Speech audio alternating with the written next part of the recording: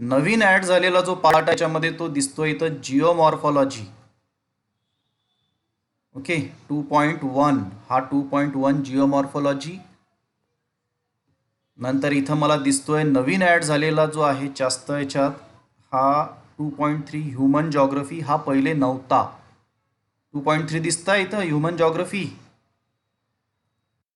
हा तो पहिले नव्हता. School of thoughts, human geography, determinism, possibilism, stop and go determinism, different approaches to achieve development आणि हा human settlement.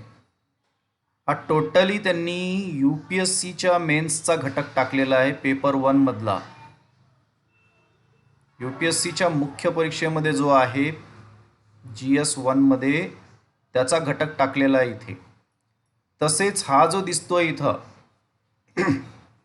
Interior of earth 2.1 मध्ये जिओमॉर्फॉलॉजी, हा सुरुवातीला नव्हता. हा इंटेरियर ऑफ अर्थ म्हणजे पृथ्वीचं अंतरंग. आता मराठीत त्यांनी सिलेबस दिलेला नाही आहे, इंग्लिशमध्ये दिलेला आहे, तर मी तुम्हाला मराठी ट्रान्सलेट करून सांगतोय. पृथ्वीचा अंतरंग हा तुम्हाला मुख्यला जरी इथं दिला असला तरी तो पूर्वला आहे. हा सिलेबस पूर्वला पण आहे. कंपोजिशन अँड फिजिकल कंडिशन्स हा पण येईल, म्हणजे त्यांची स्थिती कशा प्रकारे आहे, प्राकृतिक भाग. कारण प्राकृतिक भूगोल हा पूर्वला दिलेला आहे. पूर्वमध्ये जो भूगोल दिलेला आहे तो 3 प्रकारचा दिलेला आहे: प्राकृतिक, आर्थिक आणि सामाजिक. त्याच्यामुळं हा तिथे राहील, हा प्राकृतिक भूगोलचा घटक आहे. नंतर इंडोजेनिक आणि एक्झोजेनिक फोर्सेस म्हणजे अंतर्गत आणि बहिर्गत जे हे आहेत आपले बल, ते हे इंडोजेनिक आणि हे एक्झोजेनिक हे फोर्सेस. नंतर खडक, रॉक्स अँड मिनरल्स, खडक पण दिलेला आहे. त्यानंतर एक गंमतचा भाग सांगतो मी तुम्हाला इथे. हा जो पार्ट आहे लँडफॉर्म्स, इव्हॉल्युशन ऑफ लँडफॉर्म्स, ठीक आहे, हा ही पूर्वला आहे. फक्त याच्यामध्ये जो नवीन ऍड झाले हे सगळे इथपर्यंत जे सांगतोय मी लँडफॉर्म्स पर्यंत हा पूर्वचा भाग आहे. या लँडफॉर्म पर्यंत शब्द जो आहे दिलेला. पण हा जो आहे इथं कन्सेप्ट ऑफ जिओमॉर्फिक सायकल, ठीक आहे, हा मेन्स मधला घटक आहे UPSCचा. त्यानंतर हा जो घटक आहे इथं दिलेला फ्लुवियल, डेझर्ट, ग्लेशियल, कोस्टल रिजन यांचे लँडफॉर्म्स,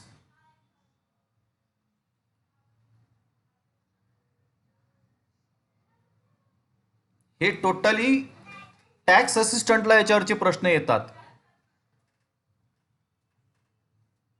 याच्यावरचे प्रश्न टॅक्स असिस्टंटला विचारले गेलेले आहेत. आणि 2015 पासून म्हणजे राज्यसेवेपेक्षा खालची STI आणि STIच्या खालची टॅक्स असिस्टंट, त्याला हे याच्यावरचे प्रश्न येत आहेत.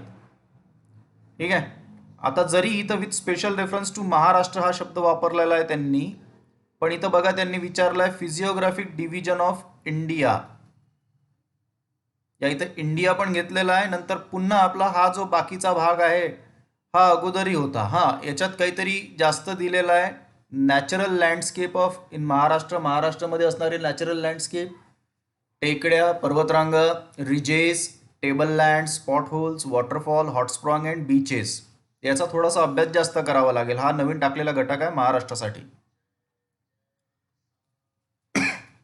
त्यानंतर येतोय आपण दुसऱ्या घटकावर 2.2 क्लायमेटॉलॉजी. याच्यातला हा पूर्ण घटक जे मी मार्क केलेला आहे, ठीक आहे, हे सगळं पूर्व परीक्षेमध्ये पण आहे. म्हणजे जर असं नाही आहे की मुख्य परीक्षेमध्ये केलं म्हणजे मुख्य परीक्षेमध्येच प्रश्न येईल याचे, याचे पूर्व परीक्षेमध्ये पण येतात. म्हणजे वातावरण, त्याची रचना, त्याची संरचना, नंतर कुठल्या हद्दीपर्यंत आहे, नंतर वातावरणाचे आणि काय ऋतूंचे काय म्हणतात त्याला घटक कुठले कुठले आहे, सोलर रेडिएशन ज्याला सौर ऊर्जा म्हटल्या गेलेली आहे, ठीक आहे, नंतर हीट बॅलन्स ऑफ अर्थ हेही महत्त्वाचं आहे. नंतर vertical and horizontal distribution of temperature on earth surface हा पहिले पण होता. आणि winds and planetary and local winds, monsoon in Maharashtra. आता इथं हा मॉन्सून इन महाराष्ट्र नाही, जरा लक्ष द्या. इथं हा शब्द मॉन्सून इन महाराष्ट्र एवढंच म्हटलेलं आहे. पण मी गॅरंटीनं सांगतो की ॲग्रिकल्चरमध्ये mechanism of Maharashtra, mechanism of monsoon असा दिलेला असेल शब्द.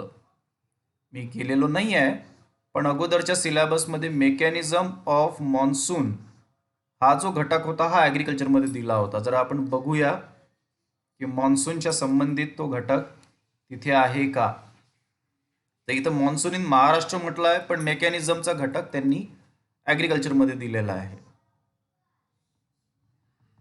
ओके, थांबा बघू द्या थोडंसं 2 सेकंद. तो घटक कुठे सारखा येतो ते जरा सांगण्याचा प्रयत्न करतो मी तुम्हाला.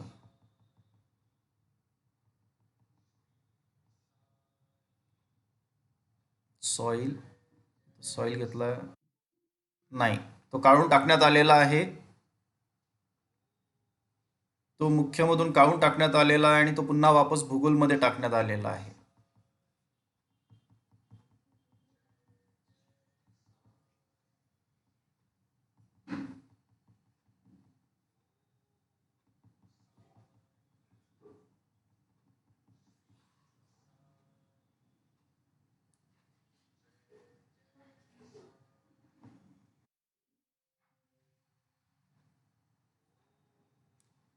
ॲडमिट व्हासाठी तर हा भाग लक्षात घे जा की तिथे तो काढण्यात आलेला आहे.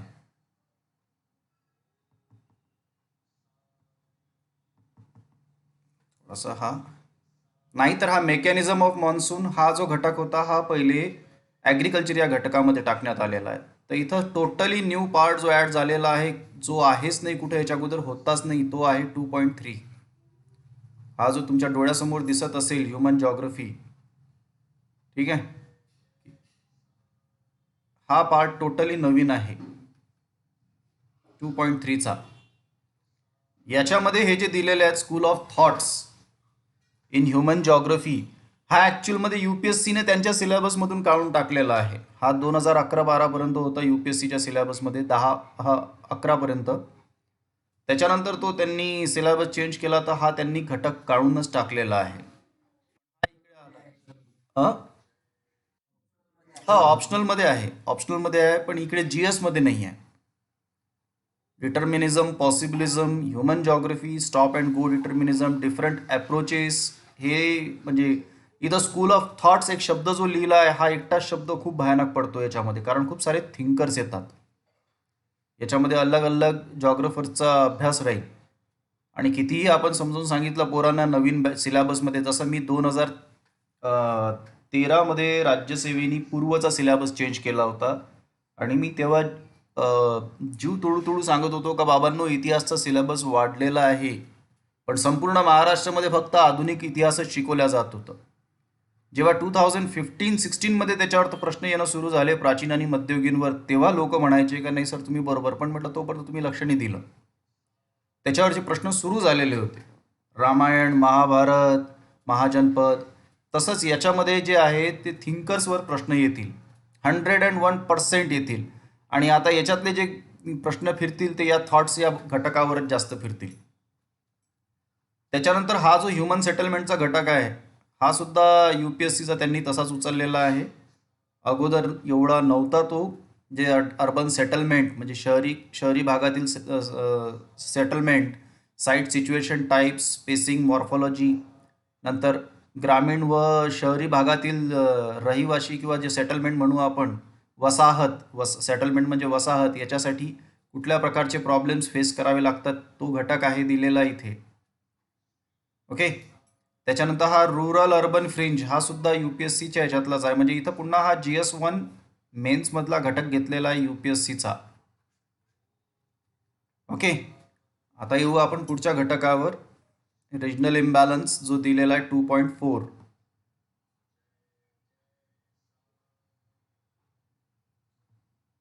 2.4च्या याच्यात त्यांनी पॉप्युलेशन आणि हे घटक घेतलेले आहेत, पॉप्युलेशन जॉग्रफी.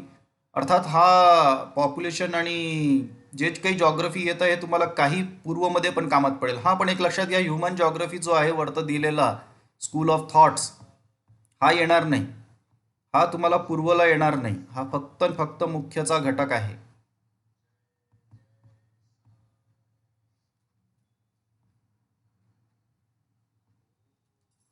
पुन्हा इथं पॉप्युलेशन जॉग्रफी येत आहे with special reference to Maharashtra. तर नसलं तरी तुम्हाला याच्यासाठी सेन्ससचा घटक अभ्यास करावा लागेल.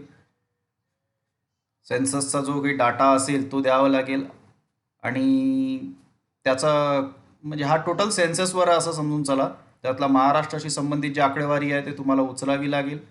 आणि सेन्सस म्हटलं तर ऑब्व्हियसली 2011चा सेन्ससच आहे आपल्याकडे. सध्या 2021चा व्हायचा आहे, त्याला वेळ लागेल. 2021चा सेन्सस आता कुठं मार्च महिन्यामध्ये सुरू झालेला असेल यावर्षी, पण काय माहिती करोना काळामध्ये त्यांनी थांबवलेला असेल तर. त्याच्यानंतर हा जो घटक आहे 2.6, हा दैसेत हे तसाच आहे, पर्यावरणचा घटक जो पूर्वी होता. हा सायन्स अँड टेकमध्ये पण सापडेल तुम्हाला असाच्या असाच. म्हणजे इथं केला काय तर पेपर 4मध्ये पण होईल तो, आणि प्रिलिममध्ये पण तुम्हाला सेन्सस आपलं एन्व्हायरमेंट नावाचा घटक दिलेला आहे, तर तिथं पण त्याच्यावर तर प्रश्न राहतीलच.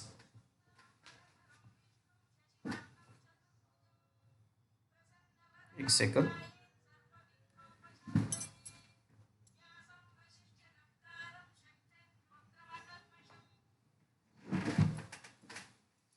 तर इथं हा एन्व्हायरमेंटचा जो प्रश्न पॉईंट दिसतोय तुम्हाला 2.6 एन्व्हायरमेंट. ओके, 2.5 काय आहे, टोटल सेन्ससचा माहिती आहे ती. 2.5 बद्दल मी काही जास्त याच्यासाठी बोललो नाही का, ती कारण सेन्ससची माहिती आहे, ती सेन्ससवरून घ्यावी लागेल.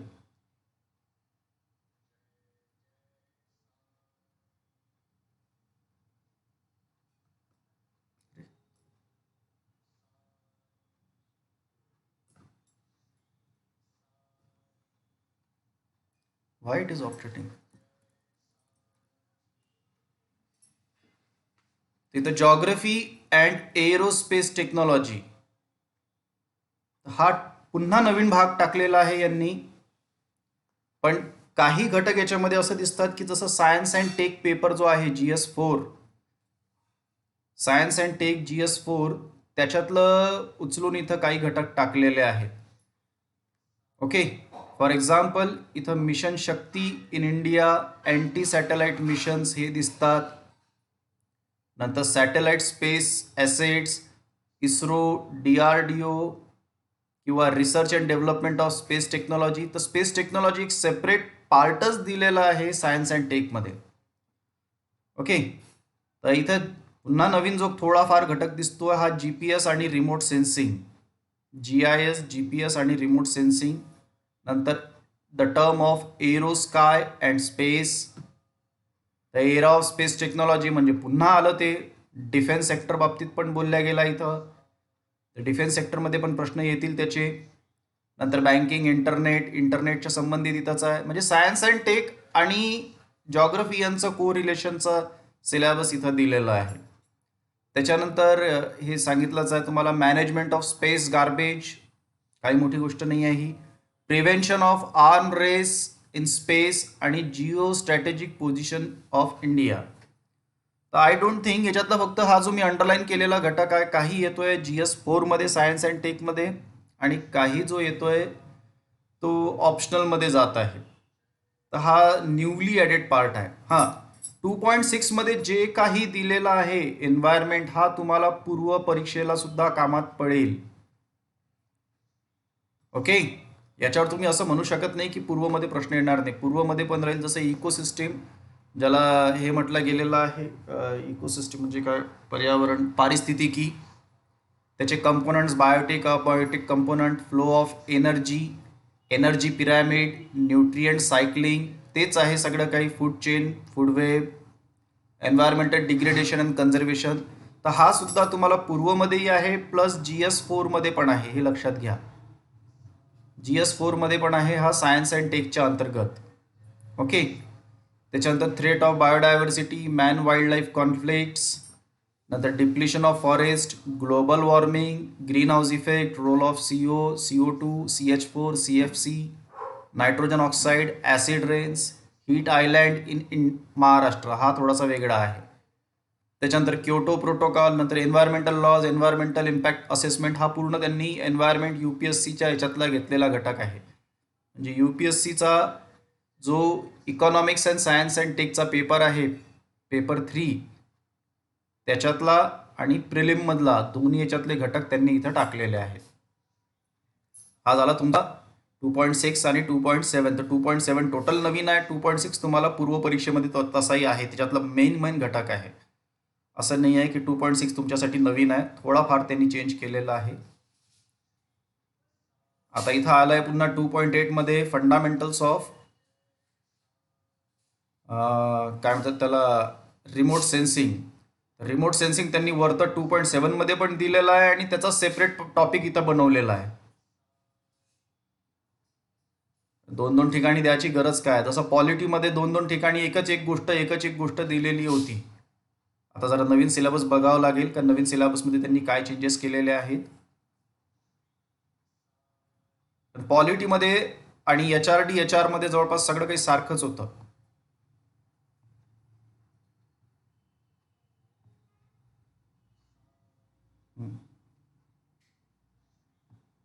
फंडामेंटल ऑफ रिमोट सेन्सिंग हा त्यांनी घटक घेतलेला आहे.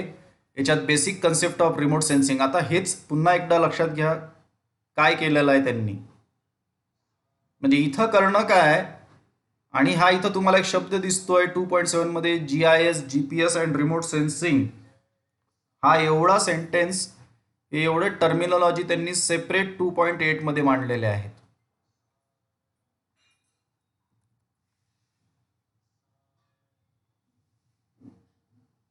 इथे त्यांनी सेपरेट पुन्हा मांडलेले आहेत ते. लक्षात घ्या पुन्हा तेच basic concept of remote sensing हा घटक म्हणजे तोच. डाटा अँड इन्फॉर्मेशन काहीच मोठी गोष्ट नाही आहे. रिमोट सेन्सिंग डाटा कलेक्शन थोडंफार सायंटिफिक याला टच दिलेला आहे. Remote sensing advantages and limitations. नंतर रिमोट सेन्सिंग प्रोसेस. हा इलेक्ट्रोमॅग्नेटिक स्पेक्ट्रम हा अगोदर पण सिलेबसला होता. हा सुद्धा सिलेबसला होता. त्याच्यामुळं basic concept of remote sensing हा काही नवीन नाही आहे. नंतर इंडियन सॅटेलाइट्स हा सुद्धा अगोदर होताच, पण तो इथं न राहता तो GS4 मध्ये जे कम्युनिकेशन दिलेला आहे सॅटेलाइट तिथे आहे तो. ओके. नंतर image and false colour composite, elements of visual interpretation and digital data new आहे total. Passive and active microwave remote sensing हा अगोदरही होता. Passive and active microwave remote sensing हा घरात येतं अगोदरच्या सिलेबसलाही होता. Multispectral remote sensing and its application हा सुद्धा आहे, अगोदरच होता, हे काही नवीन नाही आहे. नंतर याच्यातला दुसरा घटक जो त्यांनी घेतलेला आहे तो म्हटलेला आहे types and use of aerial photographs. ते एरियल फोटोग्राफ्स म्हणजे काहीच नाही, आकाशातून जे घेतलेले जे फोटोग्राफ्स असतात किंवा इमेजेस असतात, आपण जे बघतो की चंद्रावरचा फोटो असा आहे किंवा या ग्रहावरचा फोटो तसा आहे किंवा पृथ्वीचा वरचा फोटो घेतलेला अशा प्रकारचा आहे, हा त्याशी संबंधित आहे.